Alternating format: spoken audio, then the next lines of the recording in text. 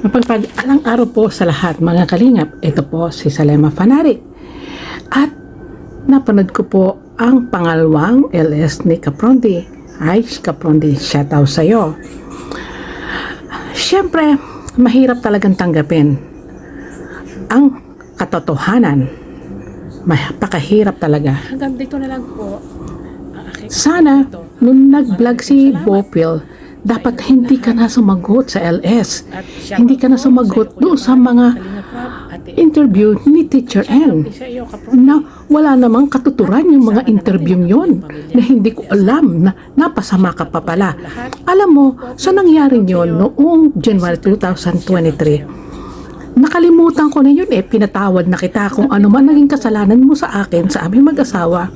Pinatawad ka na namin. Sa inyo po lahat. Kung hindi mo man inilagay ang pangalan ko doon sa lupa, nasa sa iyo na yan. Pero nalaman ko dahil meron akong hinayad talaga na nagsubaybay sa iyo. At kung ano talaga, at kung ilang square meter yung dapat kong bibilhin. Na dapat 200, naging 850. Pagkatapos ngayon, mataas pa yung presyo na yung pala talaga ang totoo ay 200 square meter lang. Pero nakiusap ako sa iyo, ilagay mo ang pangalan ko. Pinadalahan kita lahat-lahat ng ID ko, Philippine ID, lahat. Pati pa nga passport ko, kinukuha mo pa rin Hindi ko alam kung bakit. Pero nakaraan na yon. Matapos na. Dahil nabayaran mo din ako. Una 30,000, tapos pangalawa 70,000. Tinanggap ko yon. Dahil pera ko yun syempre, kukunin kong pabalik sa iyo. Pero kung ano man ang ginawa mo noon, pinatawad na kita, pinatawad ka na namin. Kahit nagpadala pa nga ako sa iyo ng spa na nag-hard pa ako sa immigration officer para maggawa lang ako ng spa para kay Cathy, para mapalagay sa pangalan ni Cathy na sister ko, pero hindi mo rin inonor. Yun ang sinabi mo sa akin, ma'am, Masalema, magpadala ka ng spa para ilalagay na lang natin sa spa itong pangalan, itong lupa. Pero hindi mo rin inonor. Pero okay lang, tapos na tapos na. Nakaraan na, napatawad ka na namin, tapos na yun. Pero ang pagkakamali mo, sumagot ka. Sumagot ka sa live, sa interview ni Teacher N. Na hindi naman makatarungan yung pag-i-interview niya. Dapat hindi ka na sumagot. Dapat pinabayaan mo na lang.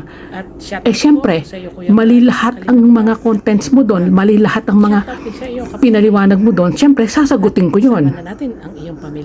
Doon ka talaga nagkamali. Pero sana mga viewers, patawarin na natin si Caprondi. Magpapasko naman daw. Para lang sa kanyang mga pamilya, para sa kanyang mga anak. Pero, ang nangyari to, hindi lang yun. May pangyayari pa. Before that, may pangyayari pa na may nagpabili sa iyo ng bahay at lupa, pero inilagay mo rin sa pangalan mo hanggang sinugod ka at kinuha niyang pabalik yung bahay at lupa na pinabili niya sa iyo. Pagkatapos may pangatlo pa, ito nga 100,000 na ito. Kaya kung ano man yung nangyari sa 100,000, nasa iyo na yon. Hindi namin alam kung ano nangyari doon sa 100 na yon. Siyempre, regardless, pagtatakpan ka ng mga kalingap. At siyempre, ang pagtatakip na yun, ang pag-aambaga ng mga reaktor. Pero dapat sana, indeed kung anong nangyari, dapat sinabi mo na lang, wag na po mga kalingap, wag na po kayo mag-ambagan. At pagsisikapan ko po ito na mabayaran. Siguro, maaawa sa iyong ibang mga viewers na talagang down ka talaga sa pagsisisi mo.